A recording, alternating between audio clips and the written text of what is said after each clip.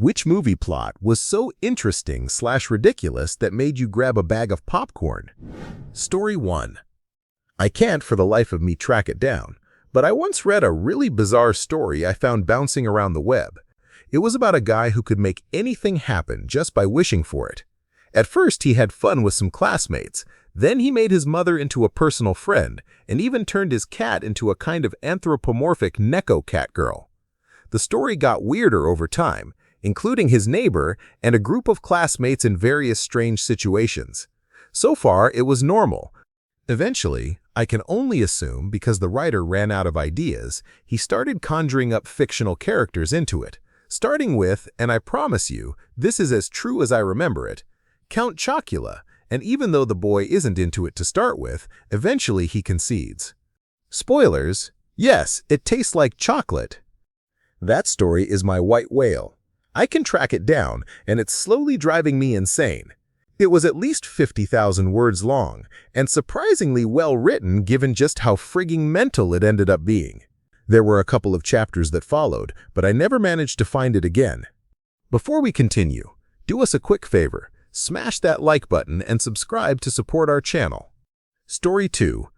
I remember years ago when I was just introduced to corn, and I started browsing all sorts of bizarre stuff, and one title caught my eye, Girl Rides Monster Doc, with a C. But it turned out the title was plural, Girls Ride Monsters Doc. The video's plot was about two young Asian women having a sleepover. One goes downstairs for a glass of milk, opens the fridge, and when she closes the door, there's this slimy, hairy creature standing there like Bigfoot had gotten lost and ended up at the Nickelodeon Teen Choice Awards. She lets out a scream, looks him up and down, and then, well, her attitude changes. Her friend hears the scream, comes downstairs, and also gets involved. Let's just say the monster had some very unrealistic proportions, to the point where the tiny girl would have needed a stepladder just to interact with 1.5 feet long him. The whole thing ended with some over-the-top movie-level special effects that looked like someone had turned on a fire hose full of milk. It was so bizarre that I was left very confused. I was never able to find that video ever again. Story 3. Debbie does dishes. I can't remember all the details, but basically Debbie's husband leaves for work, and she knows she has to get the dishes done. The problem is, she keeps getting interrupted by people who stop by to visit, who suddenly get super excited and charged and end up staying far longer than polite company would. First, a vacuum cleaner salesman shows up and starts demonstrating some special attachments that definitely weren't in the regular catalog. Then a Bigfoot hunter arrives and tells her the reason everyone's acting so strangely with her is because Bigfoot's cousin, Big Dong, is hiding in her attic. Apparently, these creatures give off an aura that makes people act a little wild. They go upstairs. The hunter gives Big Dong a bonk on the head with a 3-wood, and the creature runs off. Finally, the hunter helps Debbie finish the dishes. Mission accomplished. Story 4. Night Dreams, one from the early 80s where a woman is part of a sleep study with a group of scientists monitoring her dreams. The dreams are all, well, very adult-themed, but what's truly ridiculous is how much the film focuses on the dream aspect rather than anything else. These are like bizarre fever dreams. There's a scene where she interacts with a cream of wheat guy to the rhythm of Old Man River, while a guy dressed as a slice of Wonder Bread plays saxophone in the background. Another scene is set in heaven, where she meets God, and one in hell where the devil uses a pitchfork. Well, let's just say it's not your typical pitchfork. In one moment, she's lying next to a man who's fully clothed, but when she unbuttons his shirt, his chest is just flat cardboard with muscles drawn on. When she unzips his fly, instead of what you'd expect, a bass fish flops out. I found the VHS in the back of my dad's closet. It was a surreal introduction to this kind of world. Story 5. I definitely don't watch for the plot, but I once came across a video where a guy was obsessed with his sister's friend, who, by the way, is a lesbian. He uses some kind of potion he got from the black market to switch bodies with his sister and be close with the friend. During their time together, the friend starts noticing something off about him and eventually figures out the body swap. She then makes a deal. If he switches back, she'll help him out with his flute cleaning, but also makes him clean his own flute for some reason. It was so weird that I didn't even try to get into it. I just sat there watching this 30-minute short film with a bizarre storyline. Story 6. There's this scene where a man and a woman are dressed in these super tight, almost see-through outfits. She's even wearing stilettos. Suddenly, the guy looks down at the road, points, and says, "Hey, that's a diamond." The woman picks up the egg-sized diamond, jumps up and down, and squeals, "We're rich! We're rich! Let's celebrate!" They run into a diner and start having a good time, and all the patrons and waitstaff, who are oddly younger and better looking than your typical diner crowd, join in the fun. I thought to myself, wow, this actually makes perfect sense. Story 7. A long while ago, there was one where a hot, attractive woman was staying at a man's house.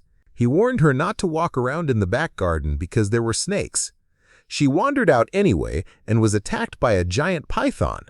He rushed to the rescue, fought the python off, then got up, brushed himself off, turned to the rescued damsel, and said something along the lines of, "But I will show you one snake you shouldn't be afraid of."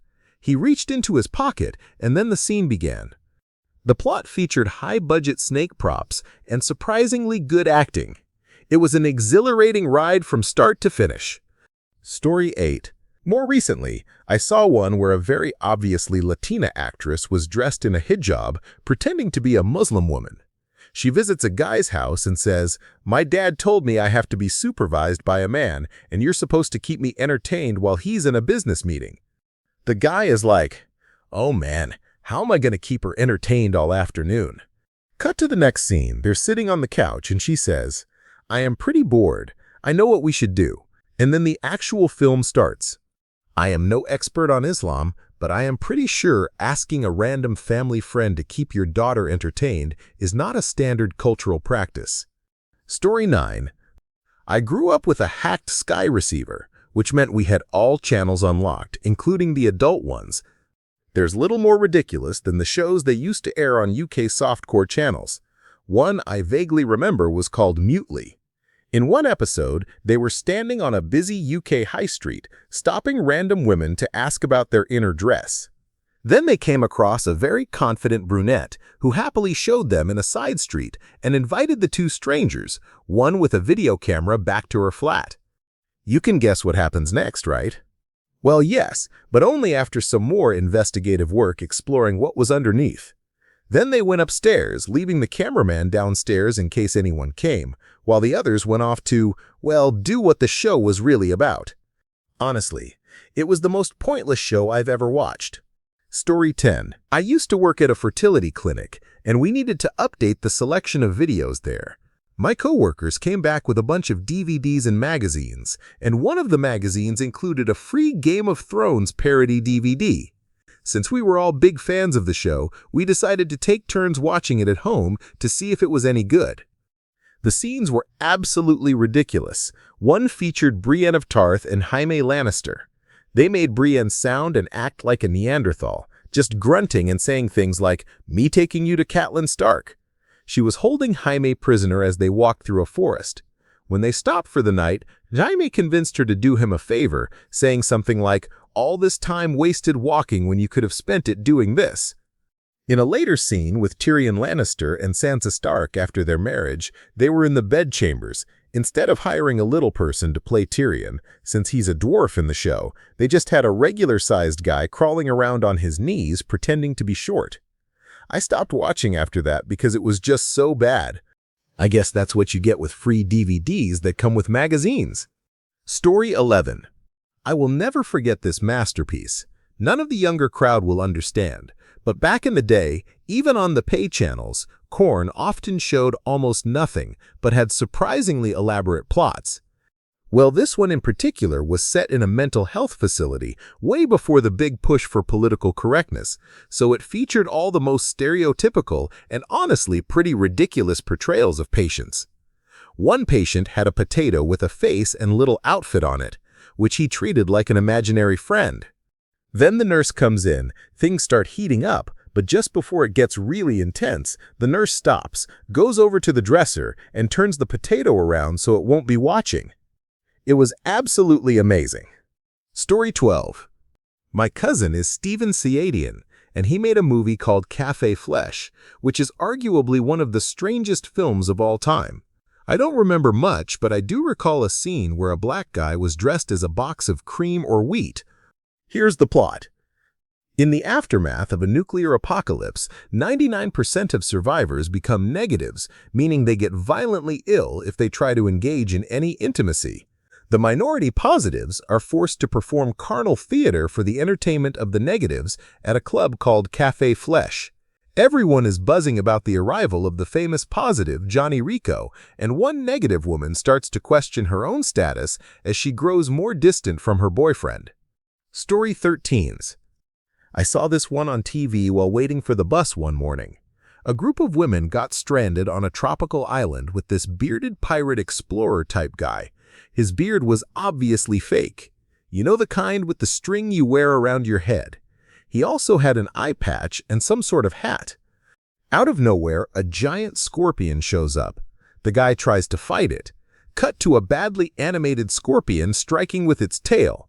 Cut back to the guy who grimaces and says something like, "Ooh, it got me right in the jewel pouch," or something similar. Somehow, he and the scorpion both die. The women mourn his loss for about 5 seconds before they venture into the jungle. It briefly cuts to the makeshift grave marker they must have made. On it were hanging his hat, his eye patch, and his beard. Then it cuts to one of the women who got separated from the others. She's wandering around, lost in the jungle, when a buff, Tarzan-like guy shows up. He makes some cheeky comment about playing with the coconuts, and well, you can guess the rest. At that point, I had to catch my bus for school. Would love to know how it ended. Story 14. I found this anime parody series based on One Punch Man that has a wildly complicated and bizarre storyline. The story starts with a character named Fubuki who goes to check on Saitama, the main hero. She notices he's dealing with some swelling issues in his downtown area and, feeling concerned, proceeds to help him feel better. While she's there, Saitama falls asleep and begins having strange dreams involving surreal and odd imagery, like a beetle and giant marshmallow-like things. He then proceeds to grab the beetle, unknowingly grabbing the girl's bag of coconuts, and she falls down. In Saitama's dream, he gets squished by huge marshmallows, and he tries to eat it. This in turn causes him to then chew on the coconuts. Somewhere in the middle, he wakes up, sees Fubuki, thinks he's still in the dream, and has a romantic moment with her. Later, a villainous mad scientist uses mind control on Fubuki's men, causing them to act against her. This leads to a dangerous confrontation where Saitama comes to her rescue. After that, another character named Tatsumaki visits Saitama's apartment to ask about his awesome powers. While they're talking, Fubuki is hiding behind a curtain, planning a surprise for Saitama. Her plan is interrupted by Tatsumaki, leading to a chaotic interaction between the three characters. In the latest part of the story, Fubuki approaches a young genius called Child Emperor and asks him to create a potion that would make someone fall in love with her. After he makes it, Fubuki accidentally consumes some herself. Under the potion's influence, there are several strange and intense encounters involving Fubuki and the Emperor. Now, this is just a summary of what has happened. I am pretty sure there are more books coming out soon, and I don't know how I feel about it. Story 15. My wife and I decided to watch something together and picked a video at random. I can't even remember how we ended up with it. It started with a couple of women playing tennis. A guy walking by stops to watch, and things quickly take a very unexpected turn. One of the women approaches the chain-link fence and interacts with him through a hole in the fence. Then the camera zooms out, and the edge of the fence is only about 2 feet away. The three of them then head over to a picnic blanket spread out on the grass, and things escalate quickly into a wild gathering. Another passerby shows up wearing a very strange hat. It looked exactly like a giant rolled-up rubber reservoir tip and all. He jumps right in, and it turns into a full-blown party. At one point, the guys start interacting with each other, and so do the women. We couldn't stop laughing at how absurd the whole thing was. Story 16. There was a reality show-style competition where 4 men and 4 women, all new to the industry, compete for a $1 million contract while living together in a big house. There's plenty of drama beyond the obvious romance scenes, intrigue, accusations, backstabbing, and more, which makes it surprisingly interesting to watch. Seasoned industry veterans serve as judges, taking their roles seriously by evaluating the contestants' performance skills. The show gives viewers a behind-the-scenes look at what it really takes to succeed in the said industry. Story 17. I once came across a video with two girls. It started off pretty standard, with two women chatting in bed, and then bashfully getting close. Then the strangest part kicked in. They started talking about their mission and how much they loved the gossip. Before I knew it, the scene sneaked in some Mormon-themed dialogue, which was completely out of place but also kind of fascinating. I ended up just grabbing some popcorn and watching the entire 20 minutes, intrigued by this bizarre peek into a very unusual side of Mormon. It didn't exactly get me excited, but I am sure somewhere out there there's a Mormon gentleman watching this and, well, you get the idea. Story 18. I haven't watched it, but there's a story called The Preacher Man that I think is amazing. It's set thousands of years after a major war, in a society that's rebuilt itself around a strange religion. This religion divides people into different levels, and everyone has to pass tests to move up the ranks. If you don't move past a certain level, something like C2, you enter a lottery that decides if you get access to the anti-aging medicine that everyone relies on. Without the medicine, people age quickly and die young. Children grow up in church-run institutions and have to take these tests, and those who don't score well enough are removed from society. Women are heavily mistreated in this world, treated more like objects than people. The story follows the main character as he works his way up the social ladder, aiming to change the system and bring equality to women. While there are adult scenes, they aren't the focus. The story is what really stands out. I'd give it a 10 out of 10 and highly recommend it. Story 19. There was this scene where a girl accidentally spilled honey on a guy, and since his aunt's funeral was about to start, she had no other choice but to quickly clean it up. There was just no time to waste. Story 20. I remember this long story that actually made me cry so much I completely forgot to focus on anything else. The story follows a guy who finds an abandoned female robot on the street and decides to take her home. When she powers on, she recognizes him as her master and begins living with him. His life becomes better and more joyful, and eventually, he realizes he's fallen in love with the robot.